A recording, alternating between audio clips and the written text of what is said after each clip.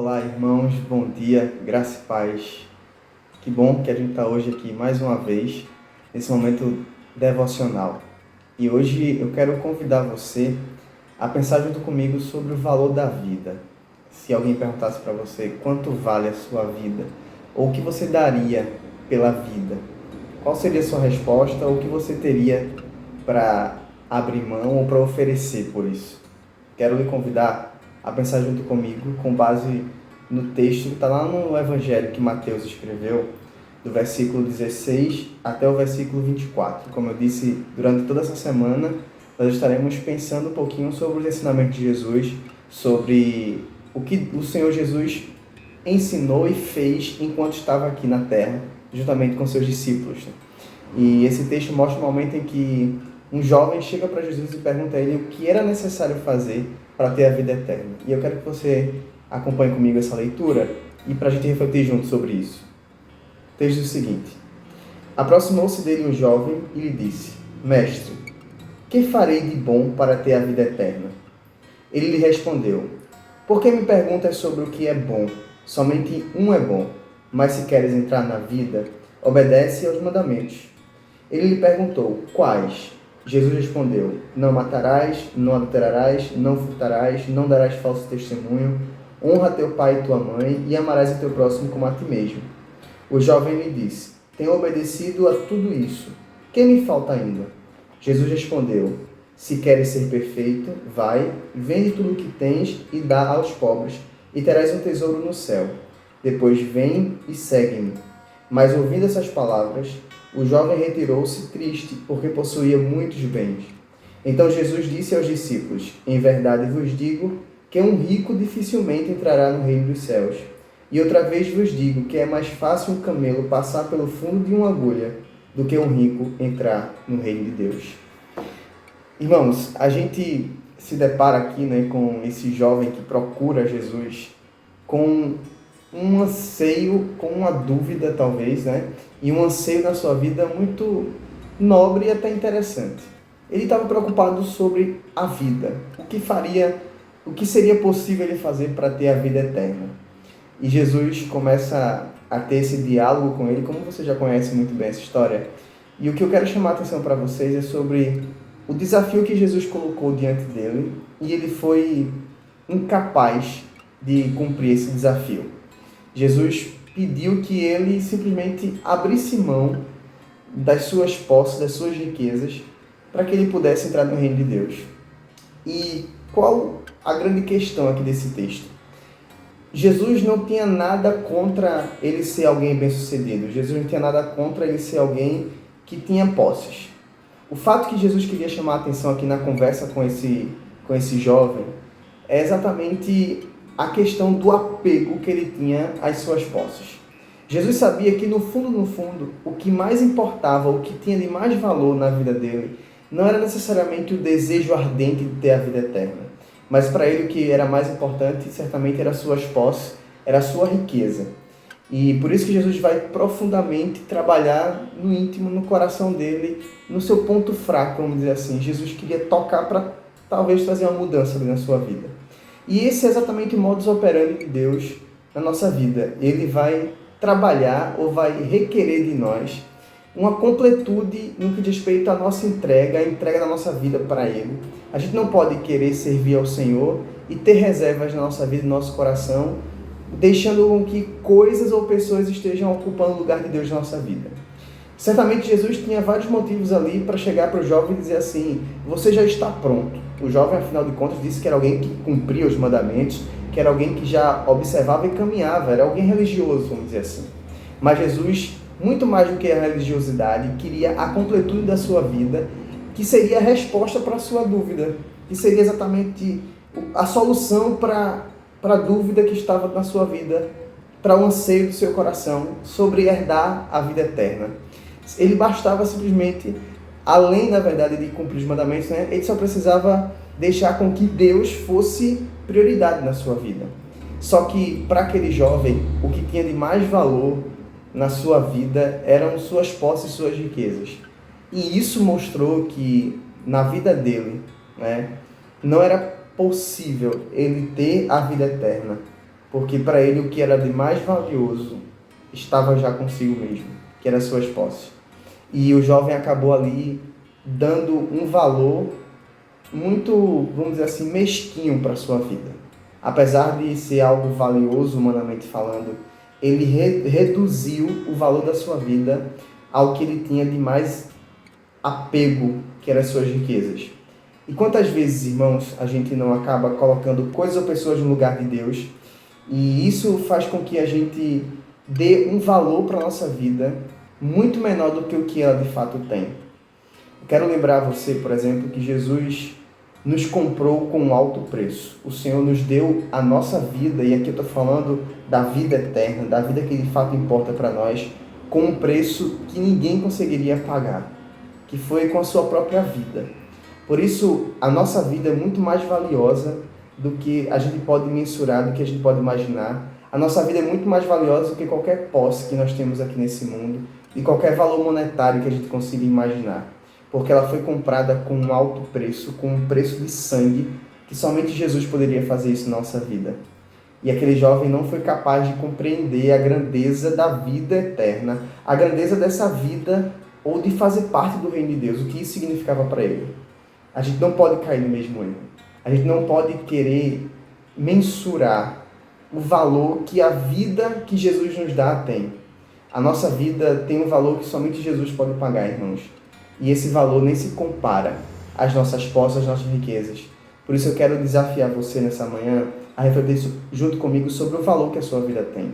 Será que você tem limitado o valor da sua vida a algo que você dá muito valor hoje? Como talvez alguma posse, alguma pessoa que tenha ocupado um lugar de importância extrema na sua vida? Será que você tem colocado pessoas ou coisas no lugar de Deus, ao invés de deixar com que Deus de fato seja o centro da sua vida e conduza a sua vida completamente? A sua vida é muito valiosa para que você coloque outras coisas no lugar de Deus.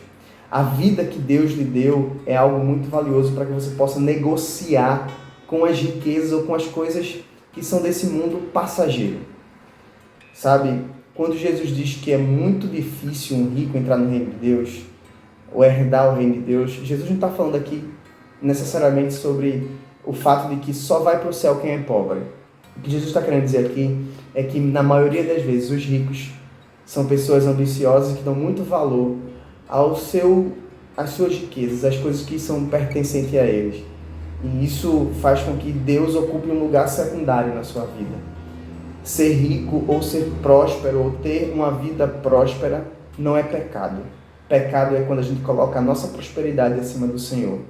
E eu quero que você reflita um pouquinho sobre isso durante esse dia, que você pare para pensar o que tem tomado o lugar de Deus na sua vida, que você pare para pensar o que é mais valioso para você, ou até mesmo que você pense o que tem impedido de você conquistar de fato a vida eterna, porque você tem colocado algumas coisas no lugar de Deus. Que o Senhor espera da sua vida que você abra a mão de tudo que para você é mais importante, para que você entenda que somente há uma coisa que é muito importante na sua vida, que é mais importante que qualquer outra coisa na sua vida, na verdade, que é Deus, que é fazer a vontade do Senhor, que é estar no centro da vontade de Deus. O Senhor nos desafia simplesmente a entender que Ele é suficiente para tudo na nossa vida. O desafio do Senhor para a nossa vida hoje, para a sua vida hoje, é fazer você entender que Deus deve estar acima de todas as coisas. Que o Senhor é aquilo que deve governar a sua vida, que o Senhor é aquele que deve ter o controle de tudo e deve ser o que preenche o seu ser completamente. Não são as suas riquezas, não é a sua capacidade mental. Às vezes, o que você tem colocado no lugar de Deus não é nem coisas valiosas, mas talvez é a sua capacidade, a sua intelectualidade, a sua posição, talvez algum status que você tem na sua vida. Saiba que Deus é muito maior do que qualquer outra coisa. O nosso Deus tem uma posição muito maior, muito grandiosa na nossa vida, que nem se compara a nada nesse mundo. Por isso, se o Senhor pedir para você abrir mão de algumas coisas na sua vida, para que Ele esteja no centro do seu coração, para que Ele seja o centro da sua vida, não hesite, não faça como o jovem, que se entristeceu e preferiu dar valor ou diminuir a sua vida às suas riquezas. A sua vida é muito valiosa para que você possa negociar com as coisas desse mundo. Não negocie a sua vida, não negocie a sua vida eterna.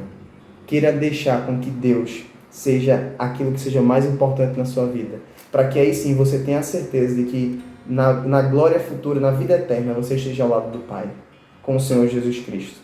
Eu quero orar por você nessa manhã, colocar a sua vida diante do Senhor, pedindo a Ele que lhe faça como sendo alguém que entende que Ele é mais importante que tudo nessa vida. Vamos orar? Senhor Deus e Pai, muito obrigado, Senhor, por esse dia. Muito obrigado, Deus, porque o Senhor tem derramado mais uma vez o Teu cuidado sobre a nossa vida. E a gente percebe, ó Deus, o Senhor constantemente cuidando de nós. A gente percebe, ó Deus, o Senhor constantemente sendo a direção da nossa vida e nos ajudando, principalmente nos tempos difíceis, ó Pai. Mas nós queremos, ó Deus, nesse momento, pedir ao Senhor que não deixe, ó Pai, com que nada nessa vida seja mais importante do que o Senhor. Que nada nessa vida, ó Pai, seja mais importante do que fazer a Tua vontade. Nos ajude, Deus, a compreender que o Senhor é soberano sobre todas as coisas, que não há riqueza, que não há status, que não há coisas ou pessoas muito mais importantes na nossa vida do que o Senhor. O Senhor, Deus, deve preencher o nosso coração, o Senhor precisa ser o centro da nossa vida. Nós queremos pedir ao Senhor que nos perdoe se em algum momento nós fizemos o contrário. Que o Senhor nos ajude a permanecer fiel, que o Senhor nos ajude a tornar o Senhor cada vez mais o centro da nossa vida e que a nossa prioridade, ó Pai, seja conseguir ou cada vez mais ter a certeza da vida eterna no nosso caminhar, na nossa vida de fé, na nossa caminhada com o Senhor, Deus. Que tenhamos sempre a certeza do cuidado, da direção e que o Senhor é o centro da nossa vida. É assim que eu oro ao Senhor. Nos dê esse dia na Tua presença, debaixo da Tua proteção, com a Tua paz sobre a nossa vida, Deus. É assim que nós oramos. Em nome de Jesus. Amém e amém. Deus te abençoe, tenha um excelente dia. Fique agora com uma música para você refletir um pouquinho. Até amanhã.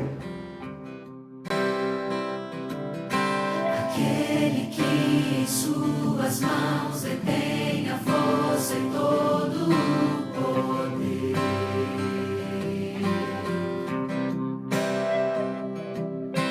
Aquele que promete a vida eterna a todo que nele crê.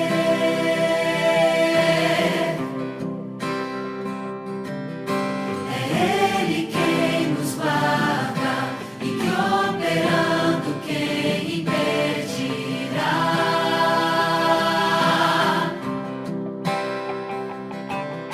A guarda de Israel, clamamos, ouça nossa voz aqui. Reina em nós, venha a nós seu reino.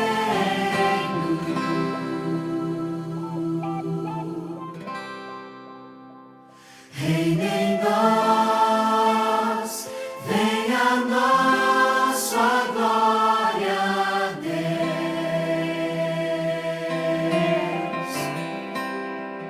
Seja o centro, seja tudo a todos nós.